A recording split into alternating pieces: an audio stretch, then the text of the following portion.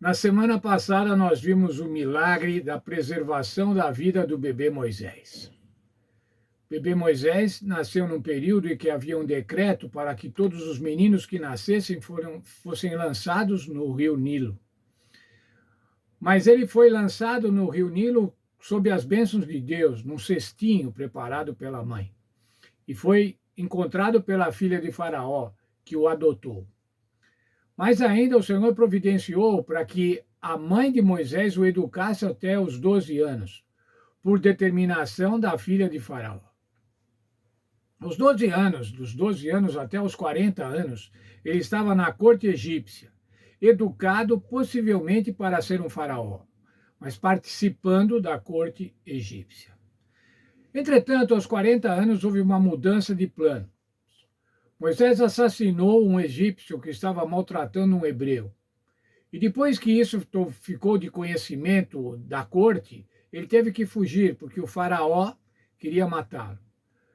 Pensavam que ele podia liderar uma revolução para a libertação dos judeus. Nesse momento, ele fugiu para Midian e se tornou pastor de ovelhas. Casou-se e teve filhos, 2 filhos. E uma vida tranquila, junto à natureza. Uma mudança de planos, total mudança de planos. Alguém que poderia ser até faraó, agora era um simples pastor de ovelhas. Mas nessa semana nós vamos estudar o capítulo 3 e 4 de Êxodo. O fascinante chamamento de Moisés para uma missão. O Senhor convoca Moisés para uma missão impossível. Qual era essa missão impossível aos olhos humanos? Era libertar o povo hebreu da escravidão no Egito. Libertar o povo hebreu, um povo de escravos, da nação, libertá-los da nação mais poderosa do mundo. Essa convocação ia mudar totalmente a direção da vida de Moisés. Nessa ocasião, ele tinha 80 anos de idade. Não era fácil aceitar essa missão. Não era fácil atender a este chamado. Esse chamado se deu, nós vamos estudar ao longo dessa semana, na sarça ardente, o milagre da sarça ardente. Uma sarça, um arbusto que queimava, mas não se consumia. Produzia fogo, mas não se consumia. Essa era a presença de Deus. Difícil aceitar essa missão. Esse foi o caso de Moisés e de seu chamado, que ocorreu com o Senhor no encontro da sarça ardente. Embora não tivesse conhecimento sobre as leis da combustão, Moisés sabia que estava presenciando um milagre. E isso chamou a sua atenção. Sem dúvida, o Senhor o estava chamando para uma tarefa específica, uma tarefa especial, uma tarefa singular. A questão era, ele atenderia ao chamado, não importando a mudança drástica que isso traria na sua vida? No início, Moisés não recebeu muito bem essa nova realidade. Mas qual era a motivação dessa missão? Qual era o porquê de Deus? Por que o Senhor tinha essa missão agora em mente para Moisés e para o seu povo? O nosso verso para meditar esclarece essa questão. Vamos ler Êxodo 3, versos 7 e 8. Então o Senhor continuou, falando com Moisés: certamente vi a aflição do meu povo que está no Egito, e ouvi o seu clamor por causa dos seus feitores.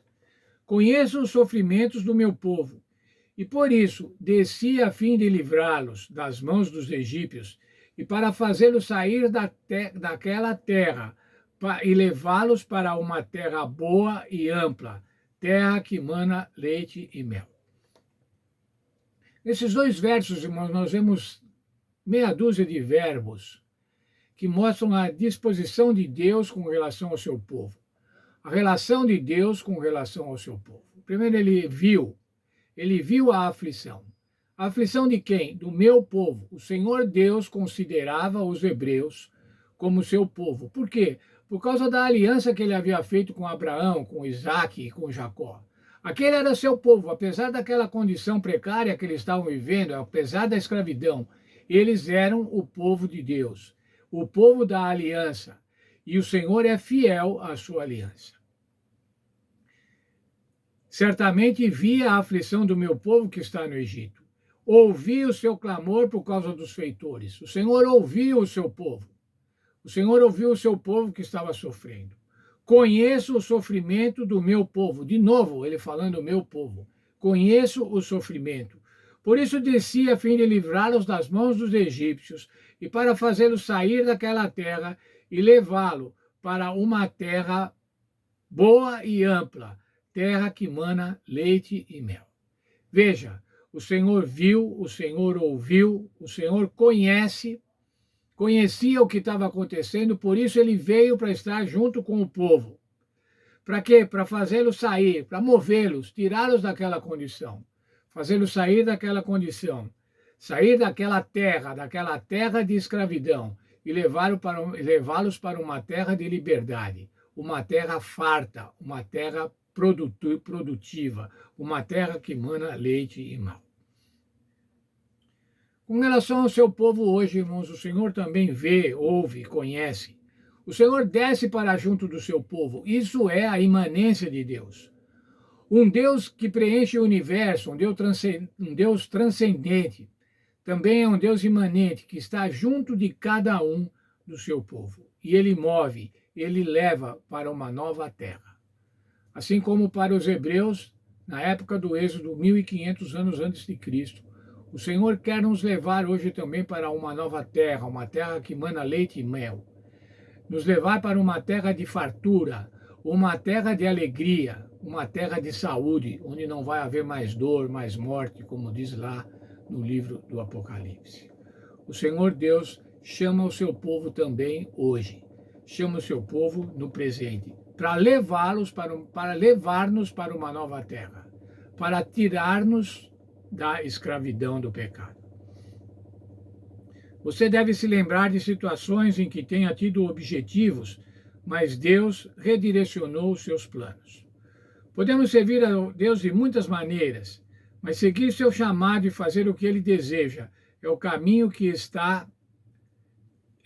para uma existência satisfatória. Isso não é fácil e não foi para Moisés, mas seria tolice seguir o nosso caminho quando Deus nos mostra outra direção. O Senhor nos mostra outra direção. O Senhor nos mostra uma direção. O Senhor nos mostra um caminho melhor.